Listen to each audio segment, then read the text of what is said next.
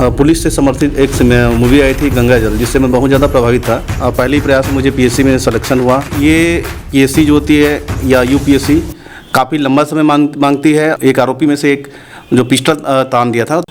नमस्कार, पहुना.in में आपका स्वागत है। आपके साथ हूं मैं जेके नायक। आज हम बातचीत करेंगे रायपुर सिटी कोतवाली सीएसपी अविनाश सिंह ठाकुर जी से।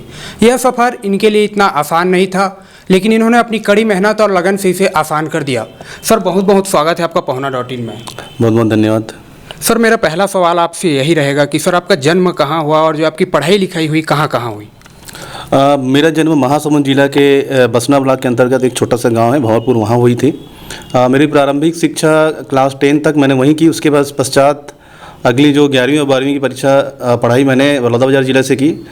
उसके पश्चात ग्रेजुएशन मैंने छत्तीसगढ़ कॉलेज रायपुर से किया, जहाँ वहीं पर मैंने पीजी भी किया है। सर, ये पढ़ाई लिखाई आपने अलग अलग विषयों पर की, उसके बाद आप मन में कब ख्याल आया सर कि पुलिस अफसर बनना है, देश की सेवा करनी है? रायपुर में जब मैं उस समय जब ग्रेजुएशन कर रहा था तो एक बहुत ही पुलिस से समर्थित एक मूवी आई थी गंगा जल, जिससे मैं बहुत ज़्यादा प्रभावित था। उस मूवी देखने के बाद मुझे एक इच्छा जागृत हुई कि क्यों ना पुलिस सेवा में जाके लोगों के सेवा किया जाए। उसके पश्चात मैंने पीएससी की तैयारी शुरू की और पीएससी की तैयारी करते करते मुझे ये भी पता चला कि चूँकि वो आईपीएस पोस्ट था, मैंने यूपीएससी भी उस समय दिया था, बट दुर्भाग्यवश नहीं हो पाया। उसके बाद मुझे पीएससी में सिलेक्शन हुआ और जिसमें मैं डीएसपी पद मिला और जिसके पश्चात मैं अभी सेवा में लोगों की सेवा कर रहा हूँ। सर, माता पिता क्या चाहते थे कि बेटा बड़ा होकर क्या बने? चूँकि मेरे पिता एक सरकारी कर्मचारी थे, तो उनकी भावना थी कि मैं भी शासकीय सेवा में रहूं और उनकी भावनाओं के अनुरूप मैंने अपनी पढ़ाई लगातार जारी रखी, जिसके कारण आज मैं शासकीय सेवा में हूं। और एक प्रकार कहें तो चूँकि वो काफ़ी जल्दी उनकी डेथ हो गई थी, जिसके कारण वो रहते मुझे देख नहीं पाए कि मैं इस सेवा में हूँ, लेकिन जहाँ भी है मुझे लगता है कि मैंने उनका सपना पूरा किया है। सर, आपने बताया कि पीएससी यूपीएससी की भी तैयारी की, तो क्या पीएससी पहली बार में ही आपको सफलता मिल गई? हाँ, ये मेरा पहला ही प्रयास था और पहले ही प्रयास में मुझे पीएससी में सिलेक्शन हुआ, जिसके पश्चात मुझे बिल्कुल इच्छा नहीं हुई। हाँ, लेकिन इससे पहले मैं यूपीएससी दिलाया था। पीएससी में कुछ कमियां थी जिसके कारण सिलेक्शन नहीं हुआ था। सर, जो छात्र अभी पीएससी की तैयारी कर रहे हैं उनकी वो किस प्रकार से तैयारी करें? मेरे हिसाब से जब स्टार्ट किया था तो जो बारीकियाँ सब्जेक्ट की उसको काफ़ी डीपली पढ़ना चाहिए और साथ ही साथ खुद में एक धैर्य रहना चाहिए, अनुशासन हो और डेडिकेशन हो, क्योंकि ये पीएससी जो होती है या यूपीएससी काफ़ी लंबा समय मांगती है और जब तक आप में उन चीज़ों या सब्जेक्ट को पढ़ने में लग नहीं रहेगी, डेडिकेशन नहीं रहेगा और उनके बारे में बृहद नॉलेज नहीं रहेगा, तो आप बिल्कुल प्रीलिम्स भी क्लियर नहीं कर पाएंगे। तो मेरा ये कहना है जो जितने भी प्रतिभागी छात्र हैं वो शुरुआत उनका इतना मजबूत रहे और एक अपने लिए एक टाइम सेट कर लें कि सुबह शाम जैसे 2 घंटे पढ़ना है या शाम को 4 घंटे पढ़ना है, उसको सेट रखें, एक अनुशासन बनाए रखें और निश्चिंत ही आपको सफलता मिलेगी। देखा जाता है कि 1-2 बार में सफलता नहीं मिलती तो टूट जाते हैं, वो अपने आप को कैसे मोटिवेट करें? देखिए, जो असफल होते हैं माने कि कहीं ना कहीं थोड़ी कुछ उन्होंने सफलता के लिए पूरा प्रयास नहीं किया है, तो मेरा ये कहना है कि जिस सब्जेक्ट या जिस दिशा में उनके कमजोरियां हैं उसको मजबूत करें। बाकी जो सब्जेक्ट जिनमें उनमें अच्छी पकड़ है उसको और अच्छे से पढ़ें। ठीक है कि हर किसी को पहली बार सफलता नहीं मिलती, लेकिन जैसे जैसे हम तैयारी करते जाते हैं खुद में एक कॉन्फिडेंस आता है कि कौन सा सब्जेक्ट हमारा मजबूत है और कौन सा हम वीक हैं जिसमें हमारे नंबर कम जाते हैं। तो मेरा ये कहना है कि जिस सब्जेक्ट जिनमें आपको लगता है कि आप कमज़ोर हो उनको ज़्यादा फोकस करें, उसके नोट्स बनाएं और लगातार आप तैयारी करते रहेंगे, निश्चित रूप से आपको सफलता मिलेगी। एक छोटे से गांव भंवरपुर से निकलकर आपने सीएसपी तक का सफ़र अभी तय किया है। इस दौरान आपकी कहाँ कहाँ पोस्टिंग हुई? 2013 में जब इसमें सिलेक्शन होने के पश्चात चंदखुरी पुलिस एकेडमी मेरा ट्रेनिंग कंप्लीट हुआ। उसके बाद एज अ प्रोफेशनल डीएसपी के रूप में जांजगीर जिला में मेरी तैनाती रही, जिसमें मैं वहाँ के विभिन्न थानों में जैसे हवलदार से लेकर टीआई के रूप में चार्ज में रहा। जैसे थाना प्रभारी जयपुर रहा, उसके पश्चात थाना प्रभारी सीढ़ी। इसके पश्चात 2016 में मेरी प्रथम पदस्थापना एसडीओपी वाड्रप नगर बलरामपुर के रूप में हुई, जहां लगभग 2.5 साल सेवा देने पश्चात 2019 में मेरी पोस्टिंग सीएसपी रायगढ़ के रूप में रही, जहां पर मैं लगभग 2.5 साल रहा हूं और उसके पश्चात वर्तमान में मैं अभी सीएसपी कोतवाली रहा हूं। अभी आप वर्तमान में एक बड़ी जिम्मेदारी निभा रहे हैं राजधानी रायपुर के सिटी कोतवाली के सीएसपी के तौर पर। अपराध नियंत्रण रहे, इस पर किस प्रकार से काम किया जा रहा है? चूँकि सीएसपी कोतवाली काफ़ी पुराना पोस्ट है। अब काफ़ी इस जगह में अगर देखें तो बहुत बड़े बड़े मार्केट हैं, जिसमें सबसे प्रमुख है सदर मार्केट, इसके अलावा गोल बाज़ार, मालवी रोड। साथ ही साथ अगर हम देखें तो काफ़ी बड़े जो शासकीय संस्थान जैसे मेडिकल कॉलेज हैं, डीकेएस भवन है। तो हमारे लिए प्राथमिकता है कि लोगों में अपराध और अपराधी से लोग दूर रहने और अपराधियों में पुलिस का भय रहे, इसके लिए हम लगातार पेट्रोलिंग कर रहे हैं। साथ ही साथ ऐसे अपराधी जो पूर्व में अपराध में कहीं ना कहीं संलिप्तता पाई गई थी, उनके खिलाफ हमने अलग से कार्रवाई किया है। कुछ लोगों को हमने ये गुंडा बदमाश लिस्ट में डाला, कुछ को निगरानी लिस्ट में डाला जो अपने अपराध की प्रवृत्ति को नहीं छोड़ रहे थे।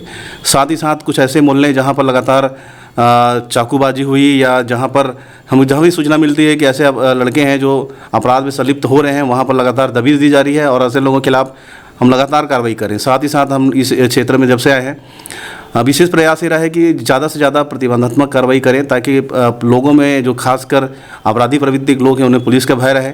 इसके अलावा जो पुराने प्रकरण हैं जिनमें गिरफ्तारी नहीं हो पाई है, उसमें लगातार दबिश दी जा रही है और पुराने अपराधियों की गिरफ्तारी भी की जा रही है। इसके साथ ही साथ आप देखेंगे चूँकि सब काफ़ी भीड़ भाड़ का इलाका है, तो हमने इसके लिए विशेष प्लानिंग की है कि हर थानों से जो सिविल में लड़के घूम रहे हैं और साथ ही साथ हमारे जो पेट्रोलिंग पार्टी लगातार घूम रही, ताकि किसी भी प्रकार की अगर अपराधिक प्रवृत्ति के लोग कोई अपराध करें तो उस पर त्वरित निराकरण किया जाए और नियंत्रण किया जाए। सर, आपके थाना क्षेत्र अंतर्गत जो है सदर बाज़ार, जहाँ सराफा व्यापारी काफ़ी चिंतित रहते हैं। सर, आजकल जो है चोर अलग अलग तरीके अपना रहे हैं, भिखारी के वेश में आ रहे हैं तो ग्राहक बनकर आ रहे हैं, ये एक बड़ी चुनौती रहती है। हाँ, जैसे पदस्थापना होने पश्चात चूँकि सराफा काफ़ी महत्वपूर्ण संस्थान है, इसमें सारे व्यापारी वर्ग के दुकानें हैं। वो हमने जैसे ही आए वहाँ के प्रमुख लोगों से एक बैठक अरेंजमेंट की, जिससे उनके जो समस्याएं उनके बारे में जाना, उसके बाद उनका निराकरण कैसे किया जाने उस दिशा में हमने प्रयास किए। इसमें जो हमें जानकारी मिली, जो खासकर जो बाहर के उनके जो कर्मचारी हैं दूसरे प्रदेशों से आए हैं, उनका वेरिफिकेशन नहीं होता था। इस दिशा में विशेष प्रयास किया जा रहा है कि सभी कर्मचारियों का वेरिफिकेशन हो, ताकि वो अगर दूसरे राज्यों या ज़िलों में अपराध करके यहाँ आके अगर कोई अपराध करें तो जिसकी जानकारी हमें संबंधित जिलों के थानों से मिल जाए। इस दिशा में हमने सभी व्यापारी वर्ग साथ ही साथ सराफा के अध्यक्ष से एक बैठक रखी थी और जिस तारतम्य में उनके द्वारा लगातार हमें उनके कर्मचारियों की सूची दी जा रही है। साथ ही साथ चूँकि वो इलाका काफ़ी महत्वपूर्ण है तो हमारी नाइट पेट्रोलिंग वहाँ आर्म्स गार्ड के साथ रहती है। साथ ही साथ डे में हम पैदल पेट्रोलिंग भी करवा रहे हैं। इसके अलावा जो हमारी जो पेट्रोलिंग व्हीकल्स है लगातार उस दिशा में मूवमेंट करती रहती है। सराफा व्यवहार काफ़ी महत्वपूर्ण होने के कारण अभी हम लोग जब बैठक ली है तो उसमें जितने भी सराफा क्षेत्र हैं उसमें एंट्री और एंट्री पॉइंट जितने भी हैं उसमें सराफा एसोसिएशन के माध्यम से वहाँ पर एक जहाँ जहाँ कैमरे नहीं लगे थे वहाँ कैमरे लगाने की व्यवस्था की गई है। उन्होंने अपनी तरफ से पहल भी किया है। साथ ही साथ कुछ ऐसे क्षेत्र चिन्हांकित किए हैं जहाँ पर आर्म्स गार्ड की बेहद ज़रूरत है, तो इसके लिए हमने व्यापारी वर्ग से भी निवेदन किया है कि आप अपने स्तर पर वहाँ पर आर्म्स गार्ड लगाएं। तो उन्होंने अपने स्तर पर स्वीकृति दी है। इस कारण इस तरह देखें तो हम उन्हें लगातार फोकस कर रहे हैं। जहाँ पर पुलिस की पहुँच या उपलब्धता नहीं हो पा रही है वहाँ पर प्राइवेट आर्म्स गार्ड और CCTV के माध्यम से लगातार हम उस एरिया में अपनी पकड़ बना के रखे हैं। पूर्व में जो इतने भी अपराध हुए हैं उससे ये समझ में आया था कि जो अपराधी जो खासकर जो दूसरे प्रांत के थे उन्होंने बिना वेरिफिकेशन करा के सदर में काम किया था, उनके द्वारा अपराध किया गया है। जिसके लिए व्यापारी वर्गों को भी लगातार हम उनके ग्रुप के माध्यम से ही और लगातार उनसे जो चर्चा करके कि ऐसे लोगों को वेरिफिकेशन कराने के लिए प्रोत्साहित कर रहे हैं, जिसका हमें परिणाम भी मिल रहा है। उनके द्वारा लगातार जानकारी हमें भेजी जा रही है। सर, आपके पुलिस नौकरी के दौरान ऐसा कोई वाकया याद हो जो आपको जो हमेशा याद रहेगा, कुछ घटित हुई हो?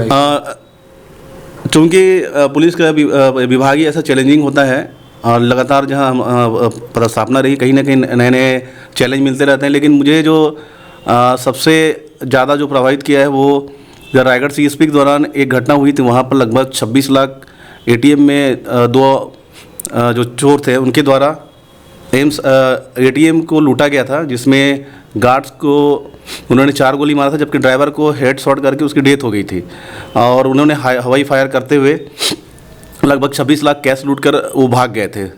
चूँकि वो लॉकडाउन के बाद जस्ट घटना हुई थी, जो फर्स्ट लॉकडाउन होने के बाद, तो शहर में काफ़ी भय का माहौल बना था। लगभग हमें दोपहर के बाद ये घटना की जानकारी मिली थी। लगातार वहाँ पर जाके उस एरिया का जब CCTV देखा गया और अन्य जानकारी ली गई और चूँकि कोरोना काल के समय हमने सभी जगह WhatsApp ग्रुप बना के रखे थे, तो एक बाइक जिसमें उन्होंने गए थे कुछ आइडेंटिफिकेशन मार्क थे, उसके आधार पर हमें एक सूचना मिली कि ये हो सकते हैं करके।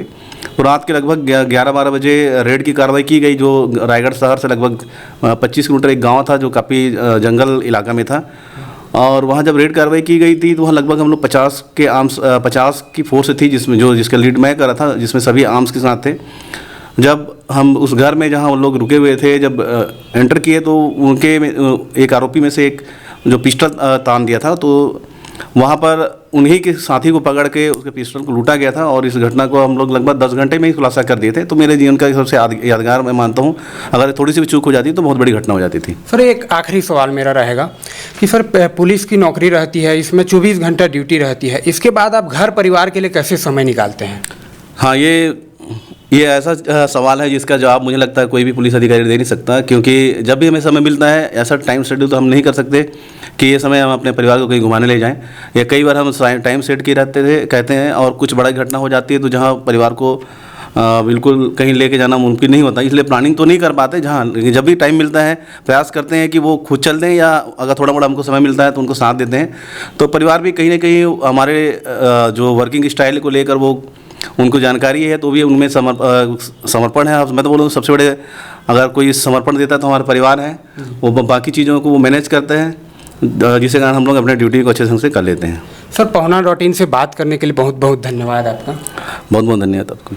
2013 बैच के राज्य पुलिस सेवा के अफसर से हमने बातचीत की, जिन्होंने एक फिल्म से प्रेरित होकर पुलिस अफसर बनने का फैसला लिया और आज रायपुर सिटी कोतवाली CSP के तौर पर पदस्थ हैं। देश प्रदेश की अन्य खबरों के लिए बने रहिए Pahuna.in के साथ। Pahuna.in से लगातार जुड़े रहने के लिए हमारे YouTube चैनल को सब्सक्राइब करें और बेल आइकन को क्लिक करें।